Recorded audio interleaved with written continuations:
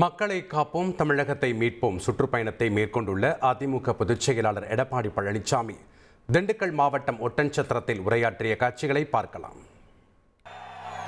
விவசாயிகளுக்கு விவசாய தொழிலாளிக்கு ஏதாவது நன்மை கிடைச்சதா? இந்த அரசாங்கம் மக்கள் விரோத அரசாங்கம், விவசாயிகள் விரோத அரசாங்கம். விவசாயிகளை இந்த அரசாங்கம் கண்டுகொள்ளவில்லை. விவசாயிகள் படுகிற துன்பத்தை இந்த அரசு பார்க்கவில்லை. இன்றைக்கு விவசாய தொழிலாளி இவர்கள் இன்றைக்கு இரவும் கிடையாது, பகலும் கிடையாது, வெயிலும் கிடையாது, மழையும் கிடையாது. இப்படி ரத்தத்தை வீரவியாக சிந்தி உழைத்து உழைப்பாளி விவசாய தொழிலாளி. நானும் ஒரு விவசாயி. உங்களை எல்லாம் பார்ப்பது மிகுந்த மகிழ்ச்சி. நான் எத்தனையோ கூட்டத்துக்கு போயிருக்கிறேன். ஆனால் விவசாய தொழிலாளி நிறைந்த காட்சியை இங்கே பார்க்கின்ற பொழுது எல்லையெல்லாம் மகிழ்ச்சி.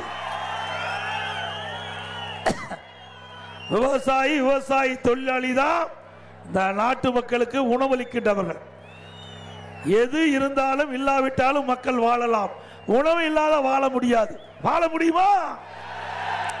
அந்த உணவை உற்பத்தி செய்து கொடுக்கக்கூடியவர்கள் இங்கே என் முன் நிற்கின்ற விவசாயிகள், விவசாய தொழிலாளி. ஆக இந்த விவசாயிகளுக்கும் விவசாய தொழிலாளிகளுக்கும் நிறைய திட்டங்களை கொண்டாந்து நாங்கள் நிறைவேற்றுகிறோம். இன்னைக்கு விவசாயிகள் படுகின்ற துன்பத்தை களைந்தோம். எப்பொழுதெல்லாம் விவசாயிகளுக்கு கஷ்டம் வருதோ அப்பெல்லாம் அந்த கஷ்டத்தை போக்கிய அரசாங்கம் அதிமுக அரசாங்கம். இன்னைக்கு விவசாயிகள் தொடக்க வேளாண் கூட்டுறவு கடன் சங்கத்திலே வாங்கிய பயிர்கடன் அம்மா இருக்கின்ற பொழுது 2016 தள்ளுபடி செய்தார். கொரோனா காலம், அந்த காலகட்டத்தில் விவசாயிகள் பாதிக்கப்பட்டாங்க. விவசாய சங்க பிரதிநிதிகள் என்னை சந்தித்து விவசாயிகள் வாங்கிய பயிர்கடன் தள்ளுபடி செய்ய வேண்டும் என்று கோரிக்கை வச்சாங்க. விவசாயியுடைய கோரிக்கை ஏற்று அம்மாவுடைய அரசு 12,100 கோடி பயிர்கடன் தள்ளுபடி செய்த அரசு அதிமுக அரசு. அது மட்டுமல்ல, விவசாயிகள் எப்பொழுது அவருடைய மின் மோட்டார் இயக்க வேண்டும் நினைத்தாலும் 24 மணி நேரம் மும்முனை மின்சாரம் அதிமுக ஆட்சியில் தான் கொடுக்கும். விவசாயிகளுக்கு தண்ணீர் முக்கியம். அந்த தண்ணீரை கொடுக்க வேணும். அதற்காக குடி மராமத்து திட்டம், அந்த திட்டத்தை கொண்டு வந்து நடைமுறைப்படுத்தி அதிமுக ஆட்சியில் இன்னைக்கு ஏரி, குளம், கண்மாய் எல்லாம் தூர்வாரப்பட்டது. இதனால ஏரி ஆழமாக்கப்பட்டது. கோடை காலத்திலே அந்த மழை காலத்தில் பெய்கின்ற நீர் சேமித்து கோடை காலத்தில் நிலத்தில் நீர் உயர்த்தி மக்களுக்கு தேவையான நீரை கொடுத்த அரசாங்கம் அதிமுக அரசாங்கம். தம்பி, அந்த கொடி கொஞ்சம் தள்ளி பிடிங்க. இந்த பக்கம் வாங்க, கடைசியில் வாங்க. அங்க டிவி எடுத்துட்டு இருக்கிறாங்க, தொலைக்காட்சி நேரலையில் எடுத்துட்டு இருக்காங்க. தம்பி கொஞ்சம் தள்ளி பிடிங்கப்பா. தம்பி கொஞ்சம் தள்ளி பிடிங்க, தயவு செய்து தள்ளி பிடிங்கப்பா. அருமை நண்பர்கள், கொஞ்சம் தள்ளி பிடிங்க, ஒத்துழைப்பு கொடுங்க. அங்க பாரு டிவி எடுத்துட்டு இருக்காங்களா, மறைக்குது. கொஞ்சம் அந்த பக்கம் தள்ளி வாங்க, இல்ல ஓரமா வந்துருங்க. கொடி பிடிக்கிறீங்க, ஓரமா வாங்கப்பா. சொன்ன கேளு தம்பி, இது ஓரமா வாங்க. ஏன்னா இந்த கூட்டம் எல்லாம் தொலைக்காட்சி மூலமாகத்தான் காட்ட முடியும். அதனால தயவு செய்து ஒத்துழைப்பு கொடுங்க. சொல்லிட்டே இருக்கிறல்ல தம்பி, கொஞ்சம் ஒத்துழைப்பு கொடுங்கப்பா. ராஜா, கொஞ்சம் ஒத்துழைப்பு கொடு. அது மட்டும் இல்ல, இன்னைக்கு திராவிட முன்னேற்ற கழக அரசு இன்னைக்கு விவசாய பெருங்குடி மக்களுக்கு துன்பம் வருகின்ற பொழுது அந்த துன்பத்திலிருந்து விவசாயிகளை விடுவிக்க எந்த நடவடிக்கை எடுக்கல. இன்னைக்கு விவசாயிகள் வறட்சி வந்தது, வறட்சி நிவாரணம் கொடுத்ததும் அதிமுக அரசாங்கம் தான். புயல், வெள்ளம், இயற்கை சீற்றம் அப்ப வருகின்ற பொழுது விவசாயி பாதிக்கப்பட்டா அவருக்கு நிவாரணம் கொடுத்தோம். இங்க கூட விவசாயிகள் வருகின்ற பொழுது என்னுடைய வாகனத்தை மறிச்சு முருங்கை சாகுபடி செய்கின்ற விவசாயிகள் முருங்கைக்காய் காட்டினாங்க. நாங்கெல்லாம் மேட்டு பகுதி, இதை நம்பித்தான் வாழ்ந்துகிட்டு இருக்கிறோம். இந்த பகுதியில் 5000 ஏக்கர் முருங்கை சாகுபடி. இந்த முருங்கை சாகுபடி செய்த விவசாயிகள் விலை வீழ்ச்சியில் நாங்கள் பாதிக்கப்பட்டுக்கிறோம். இது மதிப்பு கூட்டப்படும். அப்படின்னு கோரிக்கை வச்சாங்க. அண்ணா திமுக ஆட்சி அமைந்தவுடன் அவருடைய கோரிக்கை நிறைவேற்றப்படும். அதேபோல கண்வழி விதை, அந்த விதை கடந்த அண்ணா திமுக ஆட்சியில் நல்ல விலை கிடைச்சது விவசாயிகளுக்கு. இப்ப சிண்டிகேட் போட்டு அந்த கண்வழி விதை இன்றைக்கு விலை வீழ்ச்சி அடைஞ்சிருக்கா விவசாயி சொன்னாங்க. அண்ணா திமுக ஆட்சியில் இந்த கண்வழி விதை நல்ல விலைக்கு போயிடுச்சு. இப்போ திமுக கட்சி சேர்ந்த ஒரு சிலர் வெளியிலிருந்து இங்க வந்து இந்த கண்வழி விதையை வாங்குவதற்கு தடை செய்வதா சொன்னாங்க. அண்ணா திமுக ஆட்சி வந்த உடனே இந்த தடையெல்லாம் நீக்கப்பட்டு தங்களுடைய உற்பத்தி செய்யப்பட்ட கண்வழி விதையை வியாபாரிக்கு தாராளமாக விற்க, நல்ல விலை கிடைக்க உங்களுக்கு உதவி செய்வோம். இதை ஏன்னா நானும் ஒரு விவசாயி, கஷ்டப்படுறது தெரியும். ஒரு விவசாயி எப்படி கஷ்டப்படுறாங்க, விவசாயி தொழிலாளி எப்படி கஷ்டப்படுறாங்கன்னு தெரியும். இப்படி விவசாயிக்கு நன்மை செஞ்சோம். விவசாயி தொழிலாளி அவர்களுக்கு அம்மாவுடைய ஆட்சியில் இன்றைக்கு கறவை மாடுகள் கொடுத்தோம், விலையெல்லாம் ஆடு கொடுத்தோம், விலையெல்லாம் கோழி கொடுத்தோம், பசுமை வீடுகள் கொடுத்தோம், முதியோர் உதவித்தொகை தாராளமாக அள்ளி கொடுத்தோம், உழவர் பாதுகாப்பு திட்டத்தில் நிறைய திட்டத்தை கொடுத்தோம். மீண்டும் அண்ணா திமுக ஆட்சி வந்தவுடனே விவசாயி ஏழை தொழிலாளிக்கு, கூரை வீட்டில் இருக்கிறவங்களுக்கு, வீட்டு மனை இல்லாதவங்களுக்கு, அனைத்து தொழிலாளிக்கும் கான்கிரீட் வீடு அற்புதமாக கட்டி கொடுக்கப்படும். அதோட இந்த பகுதியில் அருந்ததியர் மக்கள் அதிகமாக வாழ்கின்ற பகுதின்னு சொன்னாங்க. அவர்களெல்லாம் 2 பேர் 3 பேர் குடும்பத்தில் இருக்கிறாங்க. ஆக ஒருவருக்கு தான் வீடு இருக்குது, மற்றவர்களுக்கு வீடு இல்லை. அவர்களுக்கு நிலம் வாங்கி வீடு கட்டி கொடுக்க வேண்டும் என்று கோரிக்கை வச்சிருக்கிறீங்க. அந்த அருந்ததியர் மக்களுடைய கோரிக்கை ஏற்று அந்த வீடு மனை இல்லாதவங்க, கூரை வீட்டில் இருக்கிறவங்களுக்கு பல லட்சம் ரூபாய் மதிப்புள்ள கான்கிரீட் வீடு அந்த மக்களுக்கு கட்டி கொடுக்கப்படும்.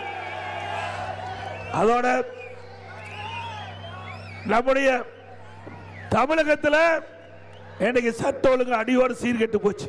உங்களுக்கு நன்றா தெரியும். ஒரு மாநிலத்தில் சட்ட ஒழுங்கு சிறப்பாக இருந்தால் தான் அந்த மாநிலம் எல்லா துறைகளிலும் வளர்ச்சி பெற முடியும். ஆனால் இன்றைக்கு தமிழகத்தில் இந்த விடியா திமுக ஆட்சியில் சட்ட ஒழுங்கு அடியோடு சீர்கெட்டு விட்டது. எங்க பார்த்தாலும் போதைப் பொருள் விற்பனை, கஞ்சா பல ரூபத்தில் வெளியில் வருது. இளைஞர்கள், மாணவர்கள், பொதுமக்கள் கஞ்சா போதைக்கு அடிமையாகி இன்றைக்கு சீரழிந்து கொண்டிருக்கின்ற நிலை தமிழகத்தில் நிலவை கொண்டிருக்கிறது. இதை கட்டுப்படுத்த வேண்டும் என்று நான் பலமுறை அரசுடைய கவனத்திற்கு எடுத்து சென்றேன். ஆனால் அரசாங்கம் கண்டுகொள்ளவில்லை. இன்றைக்கு தமிழகத்தில் போதை நடமாட்டம் அதிகரித்து இன்றைக்கு தமிழகத்தில் போதை நிறைந்த மாநிலமாக இன்றைக்கு உருவாகிவிட்டது. மீண்டும் அண்ணா திமுக ஆட்சி வந்தவுடன் இந்த போதைப் பொருள் நடமாட்டத்தை முற்றிலும் தடை செய்யப்படும். ஒரு டிஜிபி இருந்தார். அப்ப கஞ்சா விற்பனை தடை செய்ய 2.0, 3.0, 4.0 போட்டு ரிட்டையர் ஆகி போட்டுட்டா ரிட்டையர் ஆகி போயிட்டார். கடைசி வரைக்கும் இதை தடுக்கவே இல்லை. அதோட இன்றைய முதலமைச்சர் நாங்கள் சொல்லும் போதெல்லாம் அவர் இதை எடுத்துக்கொள்ளவில்லை பெரிதாக. இப்பொழுது இன்றைக்கு தொலைக்காட்சியின் வாயிலாக இளைஞர்களே போதையின் பாதையில் செல்லாதீர்கள் இன்றைக்கு முதலமைச்சர் சொல்றார். நாங்க கோரிக்கை வைக்கும் போது தமிழகத்தில் போதை நடமாட்டம் அதிகரிக்குது, இதனால் மக்கள் கடுமையாக பாதிக்கிறாங்க, இதை தடுத்து நிறுத்த வேண்டும் என்று நாங்கள் கோரிக்கை வைத்தவுடன் இதை நிறைவேற்றப்பட்டிருந்தா இன்றைக்கு முதலமைச்சர் இந்த செய்தி சொல்லி இருக்க வேண்டிய அவசியம் இல்லை. இன்றைக்கு தமிழகத்தில் நம்முடைய குழந்தை செல்வங்கள், நம்முடைய செல்வம் நம்முடைய குழந்தைகள் தான். அப்படிப்பட்ட குழந்தை கண்ணெதிரே போதைக்கு அடிமையாகி சீரழிந்து கொண்டிருக்கின்றது என்பதை நாம் உணர வேண்டும். இப்படி திறமையற்ற அரசாங்கம், ஒரு பொம்மை முதலமைச்சர் தமிழகத்தை ஆண்டு கொண்டிருக்கின்றார். அது மட்டுமல்ல,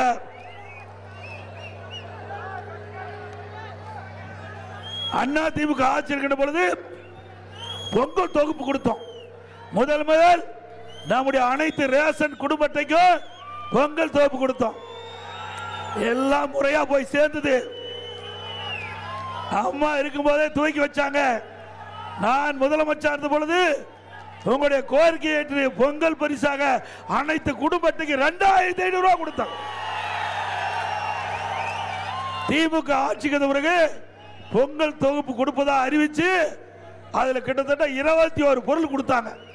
அதுல பெரும்பாலான பொருட்கள் பயன்படுத்த முடியல. புளியில பள்ளி இன்னும் அந்த பொருட்கள் எல்லாம் பயன்படுத்த முடியாத நிலை. வெள்ளம் கொடுத்தாங்க, மறக்கவே முடியாது. ஒழுகிற வெள்ளத்தை கொடுத்தாங்கல்ல, கொடுத்தாங்களா இல்லைங்களா? திருவண்ணாமலை மாவட்டத்தில் அங்க 2 டன் வெள்ளம் உண்ணுவதற்கு உகந்ததா இல்லை என்று மாவட்ட ஆட்சித்தலைவர் அதை ஆய்வு செஞ்சு தடை பண்ணார். 2 டன் வெள்ளத்தை. ஆக பொங்கல் பரிசு மக்களுக்கு உண்மையான வெள்ளம் கொடுக்கல, வெள்ளம் கொடுத்துட்டார். யாரு? இங்க இருக்கிற அமைச்சர், இங்க இருக்கிற அமைச்சர் தானே. ஆக ஏழைகளுக்கு கொடுப்பதில் கூட ஊழல் செய்கின்ற அரசாங்கம் திமுக அரசாங்கம். இதெல்லாம் யாருக்கு போகுது? ஏழைகள் தான் தைப்பொங்கல் சிறப்பாக கொண்டாட வேண்டும் என்பதற்காக இந்த திட்டத்தை திமுக கொண்டாடுது என்று நான் கூட மகிழ்ச்சியா இருந்தேன். பரவாயில்ல, அண்ணா திமுக ஆட்சியில் கொண்டு வரப்பட்ட திட்டம் திமுக தொடருதுன்னு. ஆனா மக்களுக்காக இந்த திட்டத்தை தொடரல, அவங்களுக்கு வருமானம் வர்றதுக்காக இந்த பொங்கல் தொகுப்பை தொடர்ந்து இருக்கிறாங்க.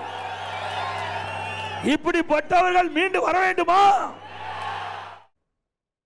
திண்டுக்கல் மாவட்டம் ஒட்டன்சத்திரத்தில் அதிமுக பொதுச் செயலாளர் எடப்பாடி பழனிசாமி பரப்புரை பிரச்சாரத்தில் ஈடுபட்டார். அந்த காட்சிகளை நாம் பார்த்தோம்.